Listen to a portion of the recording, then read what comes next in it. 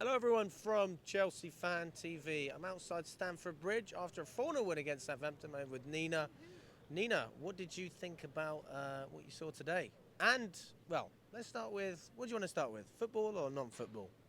Let's start with the football. Okay. Just because it's a little bit different. At least every time we play a game, we have something a little bit different to talk about because the off-the-pitch stuff is generally the same. The conversations are the same, and Yes. it's become very repetitive and dire. They're important conversations, but they just do become a little bit too much. So nice to at least get a win today. Nice to just celebrate some goals and just be happy. Even though with the first one, I don't tend to really celebrate the first ones very much because it means that the other team equalise or come back and something. So I needed that extra cushion there. So when it got to 2 and 3, I relaxed a little bit. I said we're safe here, surely. And nice not to concede. Do you know when our last clean sheet in the league was? Wolves? No. Everton. Oh, 0-0, Everton at Goodison Park. So that wasn't even this year. yeah, and then it was Morecambe in between, but we're not even in that cup anymore, so what does that matter? But yeah, no, so nice to get a clean sheet. I mean, great against Southampton, woo. But let's be real, like, there's only so much positivity we can have. Of course, great to get the 3 points, but you know, Alex, it was 3 points or nothing. Like, it was not acceptable to draw or lose this game, right? I think we were all in unanimous agreement, and Oh, Nina, if we would have lost this game, oh, stop. that is beyond embarrassing. It would have been embarrassing to win this game any less than 4-0. If we'd been totally, I would have walked out at 3-0. And fairness, me at 4-0 still thought this game was absolutely dire. I'm not Yeah. joking, Oh Nina. yeah, no, I agree with you. I agree. I will say this. Just a I, bit I try and say boring. this candidly. I never leave early. No. I left after 65 minutes. Did you? I went to the pub Oh. because I thought it's shit. You know, God honest truth. Like Yeah. I want to sit here and be positive, and I go and complain. I'm in Connacht. I'm talking to Tony, the owner, and you know his brother's there as well, and I'm saying these things, and to be fair, they're saying the same things back, which makes me feel like I'm not the only one here that's watching what I'm seeing and think it's just not entertaining. It wasn't fun. The result was great on paper, but really struggled to see from a footballing sense in terms of identity, style of play, I and agree. charisma, Yeah. what we actually have to build on. No, I agree about the boring part a little bit. I know it sounds crazy, but I don't enjoy. I mean, I know we all don't enjoy our football half as much as we did at the start of the season. And even in the first kind of 20 minutes or so, Alex, we literally didn't know what we were doing with the ball. I mean, we were struggling to keep possession, playing out the back. It was like we were trying to keep the result. Do you know what I mean? It was like at 0-0, we were 4-0 up, and we were just struggling to get the ball out the back, and Jorgensen was looking left and right, and it was like we had no players, and it was just very, very confusing, like what we were doing, like what we looked like on the ball, off the ball. And Southampton in the first half, they had opportunities, didn't they? We actually let them. They were doing these 1-2 passes and these little touches and getting into the final third, and it was like, how are you actually doing that? So we are struggling still. Yeah, I mean, again, like you say, you needed the 4 goals today because otherwise, like, what else would have been acceptable? But I wouldn't have been surprised if we conceded as well against Southampton. But at least, Alex, because you said, I mean, if we'd lost, what would have happened? It's better than the Graham Potter season where we lost home and away to Southampton, isn't it, before they went down?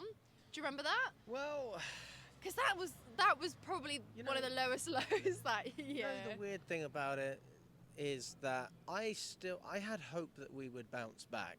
Yeah. Not that same season, but the next season. Well, we And all did. well, we did bounce back. We went from 12th to 6th. I mean, that's a bounce back in Woo. itself. Not that the standard's great. I don't have that optimism that I had. I don't see us bouncing back. I don't see us finishing with more points than we had last season. I don't see how we can do it. We don't even have a striker. We're playing Pedro Netto up front again. I mean, he was good against Villa. What did you make of Pedro Neto's performance today?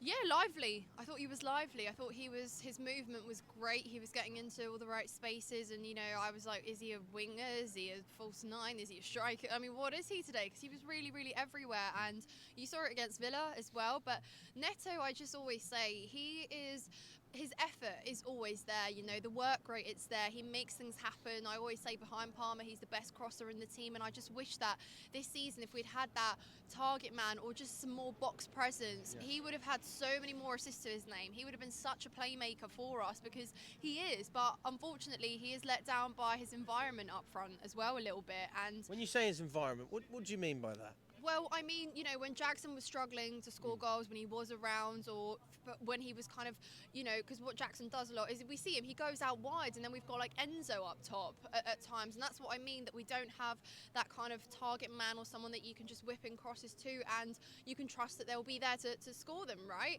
Because you see it, how many times we spam crosses, well, they lead to nothing because they're going to no one most of the time, right? So again, we can see that this season, not signing a striker, well, like I told you after we won against Wolves 6-2, it will come back to bite us, and it has, because it is something that's missing. So I do worry going into the bigger games what we do. I think this works. We asked Maresca to change something. He did. What he's done with Netto, it's better, 100%. I think we've been a little bit unlucky that Cole Palmer's hit a wall suddenly in the last kind of few games. But again, I'm not going to blame Cole Palmer for misfortune, because he's been out of this world for Chelsea. But again, Alex, 3 chances in first half that he could have had his hat-trick, and any other day he would have his hat-trick there. And I did feel bad for him, because you saw how... Put the fucking camera you would have on any other day seen him score a hat-trick, and he does that, right? That's what Palmer does. But yeah, I think he's just having a bit of an off moment. You could see him, like, at one point he went down and Sancho went over to check in on him, and he just looked gutted with himself. But maybe that's just something, a personal thing that he's going through. But yeah, I'm sure Palmer will bounce back. But yeah, we could have Do you had think it was more. a lack of confidence today? What do you put it down to with Palmer? Just a bit unlucky, really, and just, I don't know, like, he wasn't on target, and usually he is. Like, usually this is the one thing that you can trust. Palmer is on target. He's putting chances like that away, but yeah, just a little bit of lack of luck, and maybe just going through a bit of a rough patch personally. But I think if any player is allowed to have a rough patch, it's Palmer. Problem is, though, when he has a rough patch, Yes. Chelsea have a rough patch, and we made up for it today. But again, we're talking about the worst team potentially in Premier League history, based on their points tally at the moment. So you have to take it with a pinch of salt from that perspective. But we've got Leicester coming up, we've got Arsenal coming up. Can you see us getting any points in those games? I mean, Leicester, absolutely 3 points necessary. I won't take anything else. I don't think any Chelsea fan will. Do you believe we'll get 3 points? Oh, I like to believe so. I like to believe, but belief doesn't do a lot for us Chelsea fans this year, does it? Belief is a very kind of fickle, like, words there. We like to have it, but sometimes it's not enough. It's not enough in football, certainly. But yeah, I like to think Leicester 3 points. Arsenal, I am not too sure. I still have bad memories from the Emirates last year, and that 5-0 result that we were there for, Alex, till the end, walking away from the grounds with fireworks and just thinking, wow, is this the lowest it can go? Remember with the Arsenal I fans when do we were on the remember. walk back to the train station? It was like, They were giving it to they were giving Yeah. it so badly. I mean, I literally was staring down at the floor like I was, yeah. But no, I'm not sure about Arsenal, to be totally honest with you. We didn't get a result against them when we were arguably at our best this season, when we were in great form and we were doing things right. And again, how can you really have confidence going into that game when, I mean, Arsenal, they've been up and down as well, haven't they, with results and stuff. They'll be gutted at how they've gone about their season, but again, it's very, very different. Like, they still do look like a collective at times, right? And we do struggle game in, game out. We have players out, yes, at the moment. Fofana, hopefully, it's good news that he's back, but I just think that I struggle to think, what really could we see differently in terms of refreshment? Like, there's only so much Maresca can do from now to the end of the season. So that means there's only so many ways you can make this team unpredictable in a good way, because we're quite predictable with what we're going to do, how we're going to set out. And, like, you know, we think teams have figured us out a little bit. So those teams are looking at us right now that we're going to face, and they've studied us. They know what we're going to do. They're going to double up on our wingers. They're going to chuck them out the game. They're going to double up, take Palmer out the game. And it's like, we need to find fresh ideas, and then we know how up and down we are at the back. We make mistakes. I told you, we haven't had a clean sheet in the league since Everton, so that is a real concern. I mean, tonight, Do you put that just down to our defensive lack of quality defensively, or do you actually think that it's to do with or our defenders or our goalkeeper even not being able to Yeah. distribute the ball properly and losing possession in silly places?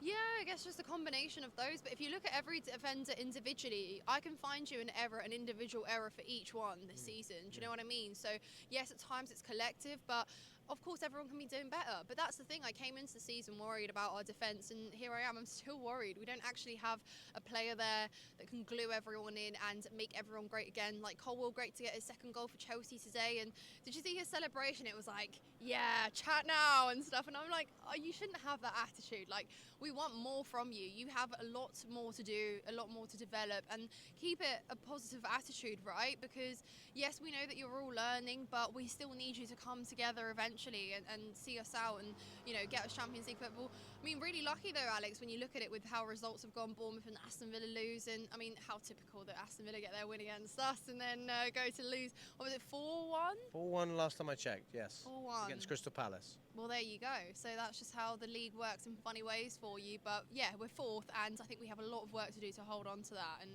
I mean, yeah, a lot of work to do. But, I mean, it's nice to get a win and be back in almost feeling like we're in the right direction, even though we knew this was a guaranteed 3 points anyway. Yeah, yeah.